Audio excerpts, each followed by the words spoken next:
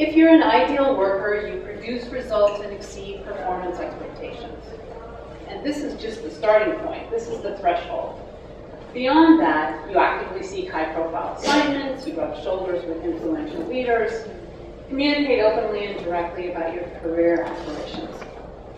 If you're an ideal worker, you seek visibility for your accomplishments, let your supervisor know of your skills and your willingness to work hard and long hours, continually seek out new opportunities, and you learn firm-specific politics and unwritten rules. And finally, you're someone who isn't afraid to ask for help. So mastery of these skills seemingly paves the way to the top. But our question was, do these really get men and women ahead? Which what we did was really look at how have these career advancement strategies helped women and men, not only with their career advancement, but also with their career satisfaction and with their compensation growth. So what we found was surprising. So women and men used the strategies equally. However, men benefited more than women in using these proactive career strategies. Even when women used the same career strategies, doing all the right things that they had been told to get ahead, they advanced less than their male counterparts, and they received they had slower pay growth. Among women, climber women were the most successful, reinforcing the research that women are promoted based on proven performance. You're succeeding within your own organization, people know you, people know your performance, and you can move more quickly and more successfully. Hedger men, again, those who look for opportunities both outside the organization as well as inside the organization, receive the greatest payoff in terms of salary increases and promotions, again, reinforcing the research that men are promoted based on potential, again, because many of these men were promoted because they went to other organizations. And what about this proverbial benefit of changing jobs in order to increase your salary? Well, similarly to the advancement strategies, men who changed jobs and went to other organizations saw great salary growth, whereas women earned more when they stayed where they had proven themselves.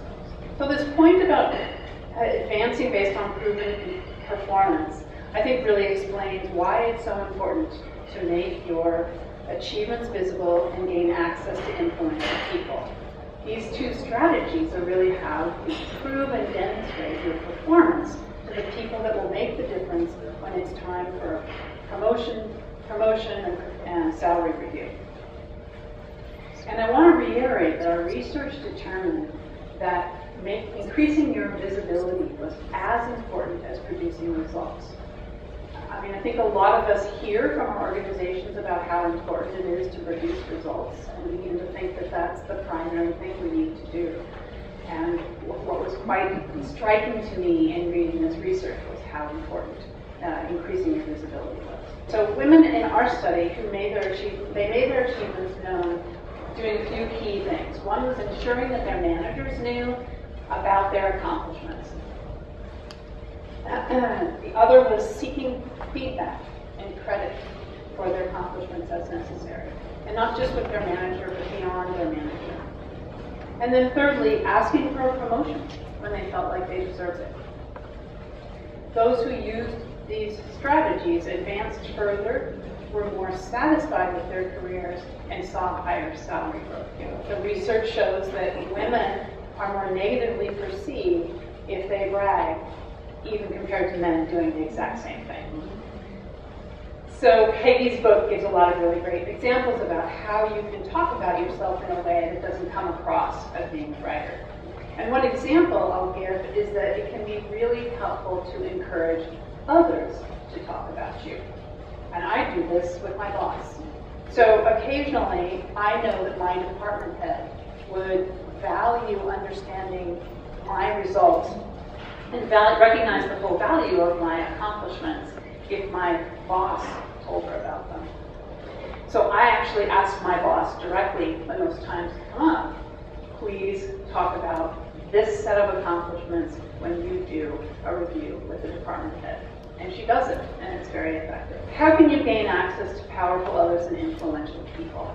You need to encourage sponsorship, because a sponsor can actually help you with many of the key career advancement strategies. Now, many of you may have not heard about sponsors, and you may think that I mean mentors. These two terms are often used interchangeably, but in fact, they're quite different. The best way to summarize the difference is that a mentor will listen and speak with you, and a sponsor speaks about you. So a mentor can be at any level in your organization. They can even be someone you know outside your organization. A mentor provides you with advice, with feedback, and support to prepare you to act on your own behalf for your career. They might focus on professional development and workplace dynamics, for example, unwritten rules or office politics. A mentor fulfills their role when they're together with you. For example, a mentor could be your first boss at your old company, or a person in your current organization that you've maintained a relationship with over the years. Both of them are go-to people when you want to ask advice about something.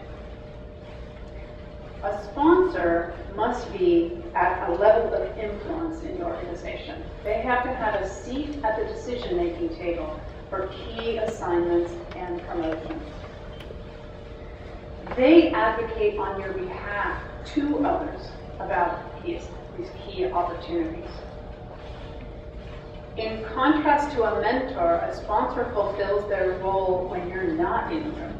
A sponsor uses his or her political capital and credibility to accelerate your advancement. What we've found in our research is that mentoring is very necessary, but it's insufficient for advancement. Sponsorship is critical.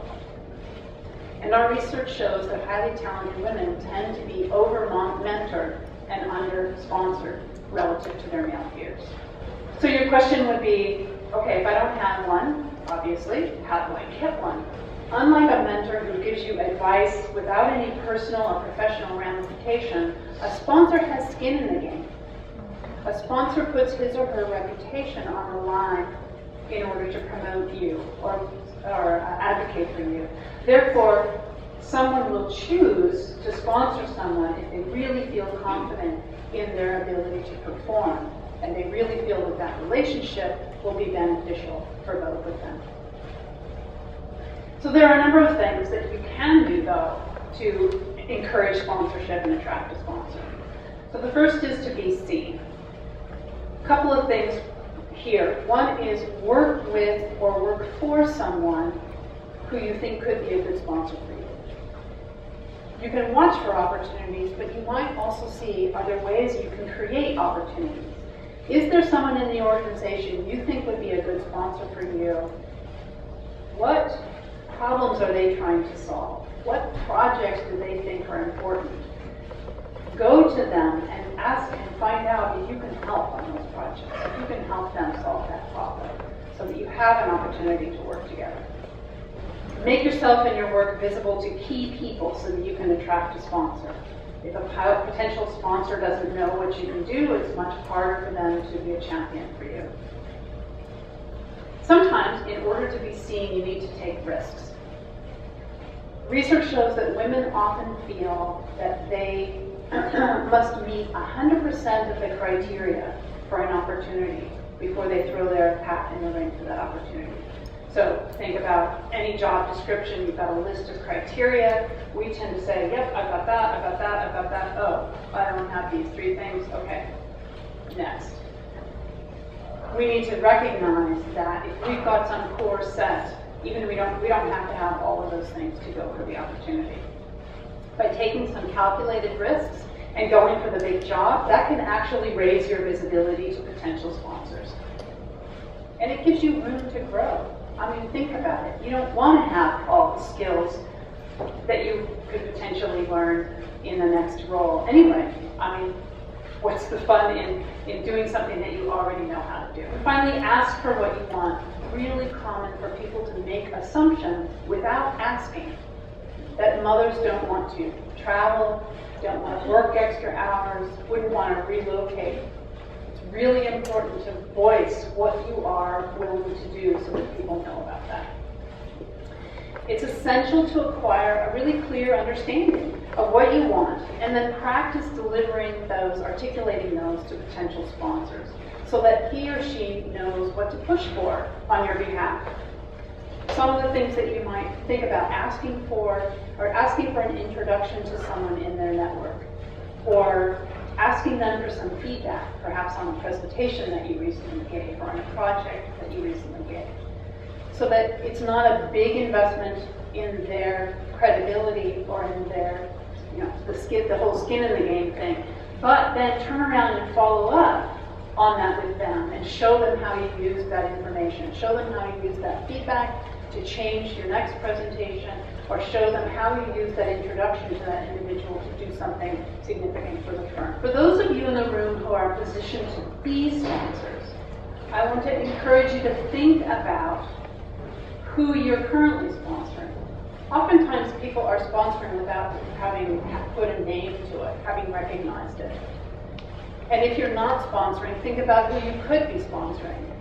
And make sure that you are thinking about a group of folks who are a diverse group. Make sure that you're consciously thinking about how can I access diverse talent, how can I support diverse talent in the organization. But what's in it for the person who's doing the sponsorship? It sounds like maybe some risk and maybe some effort with maybe not a lot of payoff. But what we learn is that, in fact, paying it forward as a sponsor really does pay back, literally. Over 2 years, sponsors earn $25,000 more than their non-sponsoring colleagues. And women sponsors advanced faster. In contrast to the popular belief that women don't support other women, what we found was that women were more likely than men to be sponsoring and developing other talent, and that women were significantly more likely than men to be sponsoring women. And finally, you can act to support organizational change. For those of you who may have the interest or ability to actually make change in your organization, these systemic barriers that I talked about, they need to come down.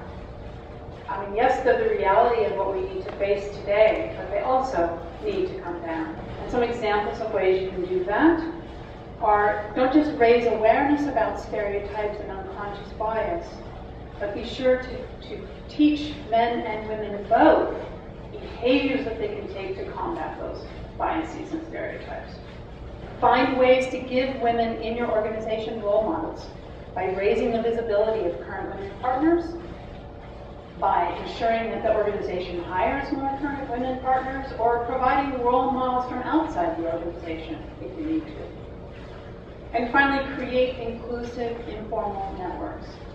Develop women's networks within your firm, or if your firm is too small, across firms, and invite men allies to participate. This is an important piece. A lot of folks focus on women's networks and women getting to help each other. A lot of the folks that have influence are men. So getting men involved so that they can really help support and grow the women in the network and advance them. And then encourage your firm to support women's membership in professional societies and their women's leadership networks, and of course, continue to have support and send folks to PrimeGlobal Women's Leadership Conference as a key way for development, networking, real opportunities. I heard from one of my table mates this morning that the conference is fantastic, and the relationships built and how those are used and continued and refreshed over the course of the year between conferences is also really, really important.